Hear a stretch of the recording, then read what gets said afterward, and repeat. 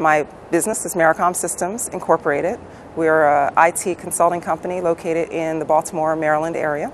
Our business is primarily a federal contractor where we do most of our work for the Centers for Medicare and Medicaid Services. Well, I've started the business back in 1996, so we've been in business for 15 years now. I actually started the company really to work as an independent consultant. I never actually intended to be an entrepreneur, if you will, but rather I left a pretty secure job in the corporate world, doing my trade, which is database administration, and decided that I was able to do that as an independent consultant and actually bring in more revenue for myself and my family than I was actually making in terms of salary for that company.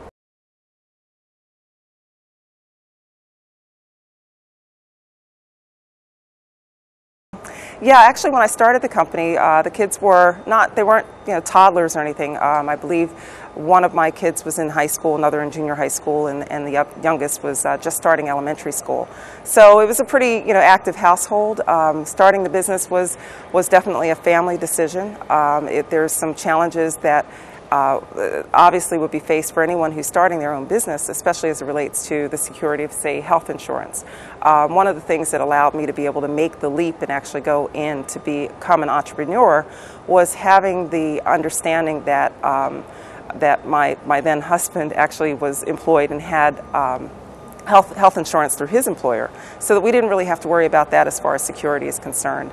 What I found actually once I did start the business and began to bring on employees, which was kind of unexpected, but once I started doing that, I realized that my level of responsibility went above and beyond what it was just like to just work for a company, going in, do your job, and come back home and take care of family. Instead, I was finding that I was going out at customer sites, doing the work, and then coming back, and in addition to having to take care of the family, there were other company responsibilities, such as keeping the books, and the accounting side of things, and making payroll, and all of those other ancillary type activities that that entail being able to manage your business. So trying to balance all of that was very difficult.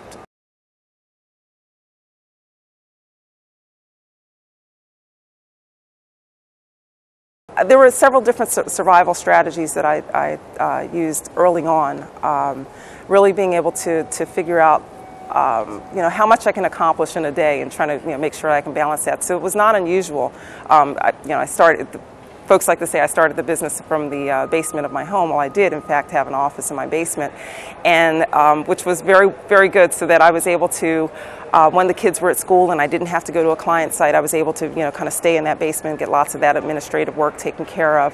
One of the nice parts about being an entrepreneur is being able to have that flexibility of schedule, so that there were times when I was able to work, say, late hours, even if I was doing work for a client, so that I could be at home or be in the area to be able to take my son to a baseball game, or to go kind of pick up my daughter from dance and things of that nature. So it was really just a matter of just kind of realigning the schedule, recognizing that sometimes you're going to have to do that work, the business work, at odd hours of the night, or maybe early in the morning, or when the kids are at school, and really just kind of juggle that with all of those home obligations as well.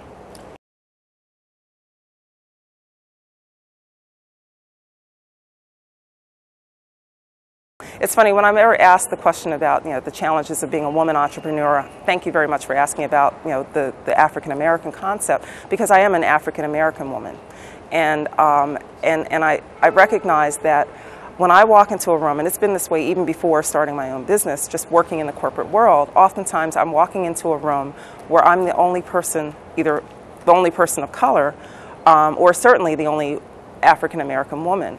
And as much as you like to think that it's not the case, back then and even today, you have this hurdle that you have to get over, and first of all, kind of helping the folks that are in the room recognize that you do know your stuff, and that you are not your ice is colder, that you are very expert in your craft, and that you are to be taken very seriously in what you do. That's a hurdle that I think I've always had to kind of to deal with. You know, I've been in business for 15 years. Fortunately, I have been able to gain the confidence of my customers and also my employees. They understand that, wow, you know, she really does get it. But for the folks that, you know, you meet for the first time and you walk into that room, and again, you're the only woman or the only black woman, it starts all over again. And it's sometimes I actually look at it and I kind of laugh, you know, that oh gee, here we go again. After all these years, it's still the same way. So, you know, in terms of advice that I have for women that are actually going into business, I would say, you know, be the expert in what you do.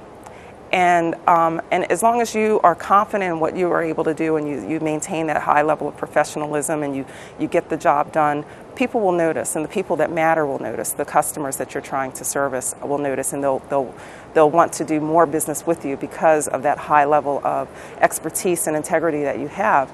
And don't be put off by you know, when you walk into a room and you realize that, you know, you got to prove yourself all over again. It's going to happen, and no matter how far you take yourself in business, it's bound to have to happen again. You know, so that's the biggest piece of advice I can give.